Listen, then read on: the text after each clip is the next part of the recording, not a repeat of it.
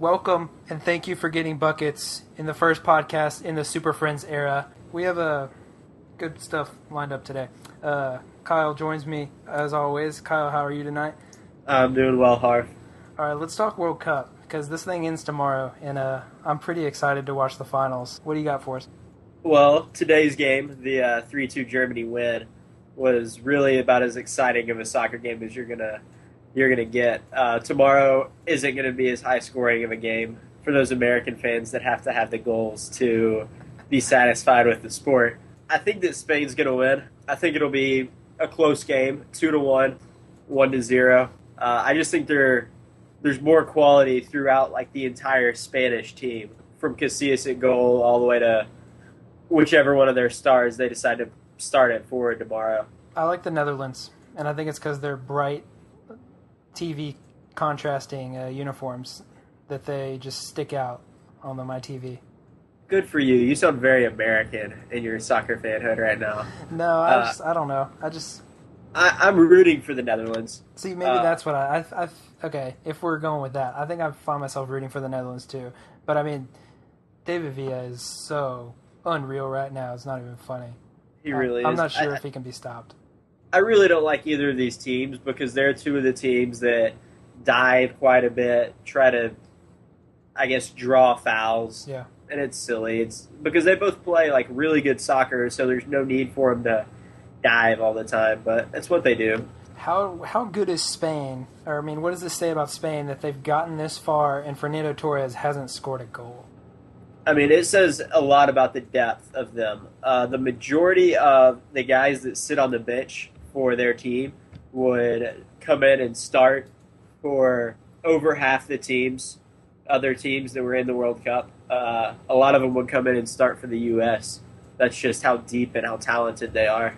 Speaking of the U.S., what's the future of U.S. soccer actually look like after our dismissal from this World Cup?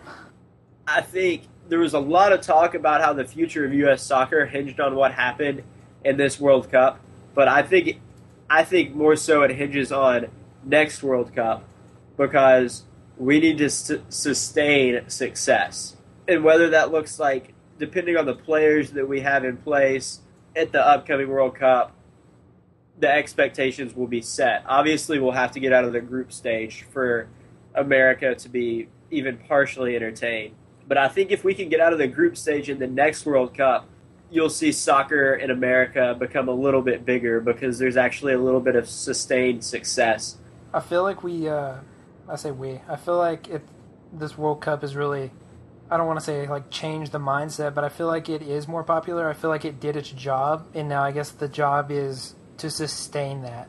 I don't know if ESPN always does this, but I feel like they've done a good job since the U.S. was ousted. They've been putting on it feels like more MLS games, and I find myself watching those all the time. I feel like that's good for ESPN to be promoting it because that's really the only channel that can really do anything about it. They're the biggest name in sports. They have to do something about it if soccer is going to be as big as we want it to. Yeah, I completely agree. Whether the MLS thing they have, it's a game. They have like a game of the week, so they'll play an MLS game at least once a week.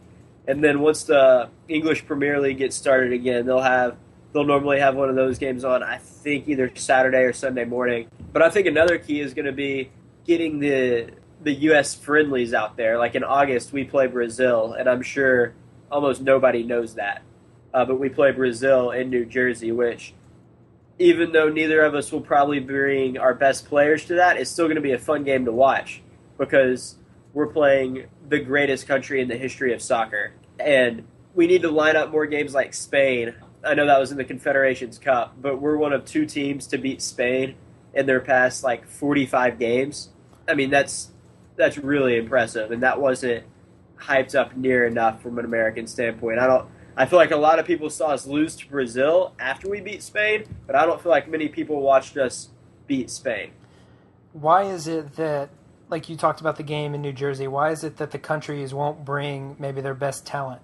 Because a lot of coaches will use this as a time to, the 4 years in between the World Cup, your goal as a national team is, one, to qualify when that comes around, but two, to figure out who you want to play for you in the qualifiers. And obviously, if the U.S. keeps Bob Bradley, which I have no idea what they're going to do there, obviously Bob Bradley knows that he's going to want Michael Bradley around, that he's going to want Clinton Dempsey around, that he's going to want Landon Donovan around. But there are so many other players in the pool of players that he has to pick from, that he has to evaluate against good competition. And every country is going about who do we need to have in big games here, and everybody has to get their chance. So I think there will be a little bit of that going on. I was reading on ESPN about some of the young soccer talents that we have, and I don't know if you agree with this. I would say the future of U.S. soccer maybe looks brighter than it has been in the past. I would definitely agree because the sport is becoming more popular. Just over the past few years, you've seen the American soccer team become more athletic and faster, and I think that's great for the game because young athletes, kids that are fast, are like, oh, I could play soccer instead of I could play basketball or I could play football. Soccer is more in their mindset. Right on. Let's move on to the SuperFriends and NBA free agency. The Heat, if you've been living in a box and only listen to our podcast for your news. Which is a terrible life. Please listen to the podcast, but get your news elsewhere too. The Heat now have Dwayne Wade, Chris Bosh, and LeBron James on the same team. Kyle, what is the realistic expectation for that team in the next 5 or 6 years? Over the next 5 or 6 years, I would say 2 or 3 championships. I think 2 is too little because that means they failed 4 times. But I don't think they can win a championship next year. I don't think they will. I don't think it's out of the realm of possibility. I have a hard time looking at LeBron, who's going to move probably more into like a Magic Johnson role and setting up just about everyone. I wouldn't be surprised if he averaged close to a triple-double next year. I see him and I see D Wade just getting so many. They're just going to have so many open looks because you can't guard one person on that team. I just don't know who they'll lose to. I don't think they can win a championship next year. So if we're looking over the next 6 years, okay, that leaves, if they don't win it next year, that leaves 5. You've got to think that they'll make it to the finals and get beat at least once. That's 4. And then I think that Dwayne Wade will get hurt one year. See, that's something that could tear that team up. Which injuries would devastate that team because they're basing their team really around 3 players. 3 players and a bunch of D-League signups. Right. And so if you go from having 3 great players in your starting lineup to 2 great players, then you're adding another minimum salary guy in that starting lineup, and that's never a good sign. So if one of them gets hurt one year going into the playoffs, then you're looking at 3 championships is, I guess, realistic. I think if we look back in 6 years and we say, man, the Heat won 2 titles, I just feel like that is like, it's not failing, but I feel like they're not doing what they set out to do. Only one of the 3 guys, of the SuperFriends, has proven themselves to be a winner. Dwayne Wade is the only person with a championship ring. Chris Bosh, I'm not sure has won a playoff series. I don't think he has. And if he has, he's won 1. But other than that, I think since he's been with the Raptors, they've been in 5 different lottery pick scenarios, I want to say, which doesn't really add up to him being a winner. LeBron seemingly quit on the Cavs in the playoffs, but that's a whole other issue, which we don't need to go into. And he's never won a championship. I mean, it's a big experiment because Dwayne Wade's the only person that's proven that he knows how to win. I agree. It's a huge experiment, and the cost of the experiment, giving up 6 draft picks over the next 5 years, that could prove costly to that team because now they can't rebuild through the draft. They're relying on those 3 guys to get it done because they don't have anything else. I mean, you've got to think that those 3 guys are going to do the majority of their scoring, and the rest of their scoring is going to come if they can get some random guy that can stand behind the 3-point line and shoot, a.k.a. me, or they're just going to be handing the ball to someone else for a layup if they draw a double team. there's not going to be anyone else they can get that can create their own shot. You don't feel like. On kind of that same note, I hear Blake is also looking into joining the Heat, so you're going to have some competition there.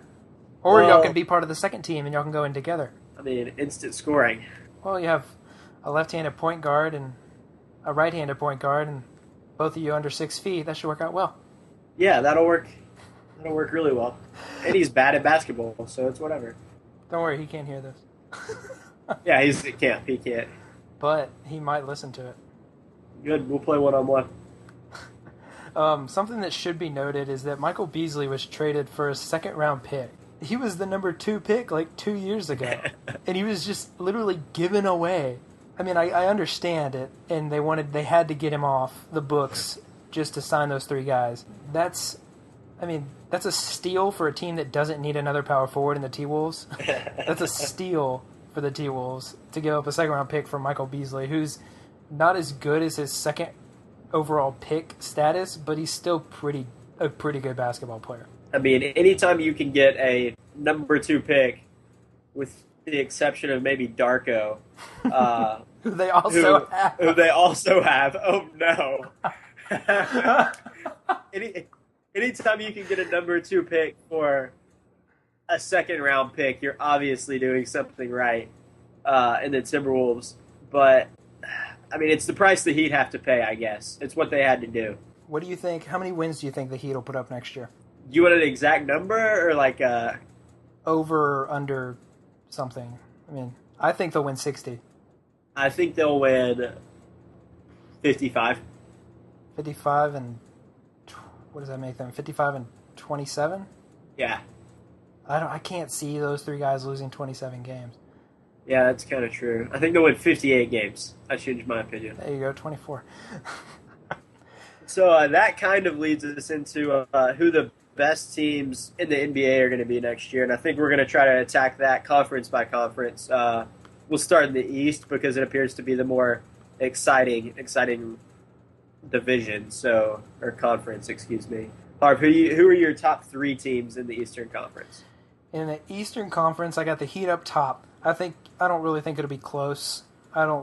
Their big hole is at center, and that happens to be a strength of the Magic, so we'll see how that works out. But I have the Heat at 1. I think they'll win 60 or more games. I got the Magic sitting at 2. I think the Magic will be good, just as they've been lately. They've been really good. That whole Vince Carter thing kind of blew up on them, but maybe give it another year and see what happens. I think letting J.J. Redick away from that team could be a huge mistake. I think he's much better than people actually give him credit for because everyone hated him at Duke, including myself. But he's actually a really good NBA player who can create his own shot and knock it down because he's such a good shooter. And then I got the Bulls at 3. I do think the Bulls will be really good. I think they'll be better than the Celtics. Derrick Rose is about to take over the league and really show that he's one of the top point guards. He's going to be very, very good next year. What do you have? I have the Heat sitting at first just because I don't know what the SuperFriends are going to look like, but until we've seen them play together, we have no reason to bet against them. Right. But I do have the Bulls coming in at a close second. I feel like they had a very good signing period already with Boozer and Kyle Korver, and they're going after J.J. Redick, who I want to say the Magic have a week to make the same offer. That said, I think the Magic really do need to re-sign JJ because he's become more than just a shooter. Like JJ he plays good defense. He's a good 6th or 7th guy. Like he's actually a solid basketball player in the NBA, just like you said.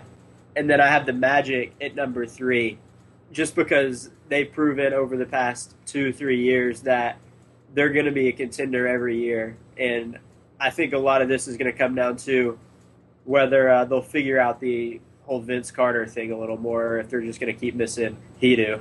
In the West, what do your top teams in the West look like? In the West, I've got the Lakers sitting at first because they're the defending champions. I think they should re-sign Derek Fisher. I think that would be smart of them. But did they sign Steve Blake? Is that right? they did sign Steve Blake, which and I think is a good pickup. I think that upset Derek Fisher a little bit. I don't know why it would, because I think Steve Blake is a better point guard right now than Derek Fisher is, just because Derek Fisher can't keep up with anyone in the West, because there's so many great point guards. I don't think he can keep up. But they did sign Steve Blake, and I agree that was a really good signing. And then coming in behind Kobe and the Lakers, I actually have the Thunder, who I think after a year of having the chance to develop, having the chance to get some playoff experience under their belts, grabbing Cole Aldrich, I guess, who I hate, I think that that's going to be great for the Thunder, and I really think they're going to compete with the Lakers. I think the Lakers will end up winning the West by 5 or more games, but I do think the Thunder are going to come in second. And then I have, if the Rockets can stay healthy, aka if Yao can stay healthy, they're my number 3. They're going to be so good. Their starting lineup's going to be really incredible, and I'm interested to see if Yao can stay healthy to keep that team afloat. Because if not, they're going to be right back where they were last year, without a big man, essentially. Right. Who do you have in the West, Harv? I agree with the Lakers. You have to put them at 1. Like you said, they're the defending champs, and until they prove that they're vulnerable to losing that spot, they have to be the favorite in the West. My second team, I switched it up with you. I have the Rockets there. This, like you said, this all depends on Yao being healthy. If he is healthy, that team is immediately, I'd say, the number 2 team. I don't think anyone can play with them. They have so many weapons, offensively and defensively, with a starting 5 of Aaron Brooks, Kevin Martin, Trevor Ariza, Luis Scola, Yao Ming. Off the bench, Patrick Patterson, Jordan Hill, Chase Budinger, Shane Battier, Kyle Lowry. The team is really good. Like, top to bottom, they really don't have any soft spots except maybe backup center. But as soon as Yao goes out, they want to run up and down. And so they would put Jordan Hill in, or Chuck Hayes, someone that can run at the 5. And so that team, I'm really excited for my hometown team. They're going to be really good, and that's all contingent on one thing, and then if Yao stays healthy. And all indications are that he will be ready for the start of the season, and I'm really excited, I guess, to see them compete against maybe some of the better teams, because I think they match up really well. And my number 3 team, and a team that's growing on me more and more with every season they play, is the Thunder. That team's unreal. I love Kevin Durant. For those who don't know, Kevin Durant actually signed an extension this last week, and he didn't do it on national television. He actually just kind of kept it to himself and went about his business. And he had a chance to put an opt-out clause in his contract and did not. And so he'll be with the Thunder for at least 6 more years, and so that's really exciting. And if you want to look up loyalty in the NBA, I think Kevin Durant's really defining it right now. The only problem I have with the Thunder is their jerseys. That's the only problem. I just think they're too boring. But besides that, I think they're awesome. I like the colors of the Thunder's jersey. Exactly. They have a great color scheme. The whole everything else. Let's put Oklahoma City on our jersey. How unique is that? That looks terrible. That looks awful. Like a mid-American college. It really does. It's bad. And they're so young in their front office, like Sam Presti, and they're so modern with all the things that they do in the marketing department and the Thunder Up, and I feel like they could come up with something really good for their uniforms, and they're just walking around in these blue things that say Oklahoma City. I think it's only a matter of time before they do go with a different kind of jersey. I don't know what's stopping them right now, but I think they'll switch within the next 3 or 4 years. I don't know if I can handle 3 or 4 years of Oklahoma City. The white one, I'll give them credit though. The white ones look better. I don't know why. The white just looks so much better for them. Probably because it doesn't say Oklahoma City. It says Thunder, which is an actual name. But yeah, if they would put Thunder on the blue ones, I would more or less immediately buy one of those blue jerseys. It looks like they're using like Helvetica 26 on the front of their jersey. Oklahoma City in Helvetica. I feel like they could come up with a much more creative font. Who else do you think is on the cusp of being really good next year?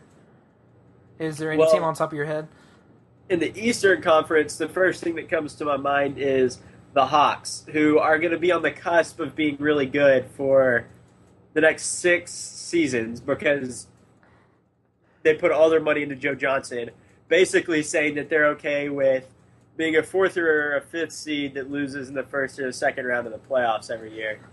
Uh, and in the West, I think of the Clippers, but at the same time, the Clippers have a key piece of their team get hurt what seems to be every single season. So I want to say that the Clippers are going to be good, but I also know that someone is going to get hurt inside that organization. I just hope it's a backup because I think with Blake Griffin on that team, they're going to be really, really good. And I mean, it shouldn't count, but it will. And I can see him winning Rookie of the Year, and he'll be eligible for that vote. Yeah, it's not fair that it would count though, because cool, you can practice with your team for a full season before like you can learn the ins and outs for a full season while these guys have 5 months. Like, cool. Yeah, well, regardless, I think he'll be good. I think the only thing setting that team back is Baron Davis, and there's no answer for that. Well, if Baron Davis can decide to show up for a full season, then the Clippers will be very, very good. We really don't know when we're going to be back, but we'll definitely be back when if there's breaking news in the NBA. Such as a Luke Walton injury update. Right, a Luke Walton injury update, or maybe some D-League signing. But yeah. But that's all we have for you. It could be a while. It could be next week, depending on when Luke Walton decides his back feels better or worse. Follow me on Twitter, yeah, Kyle Crawford. Follow Kyle on Twitter. Okay.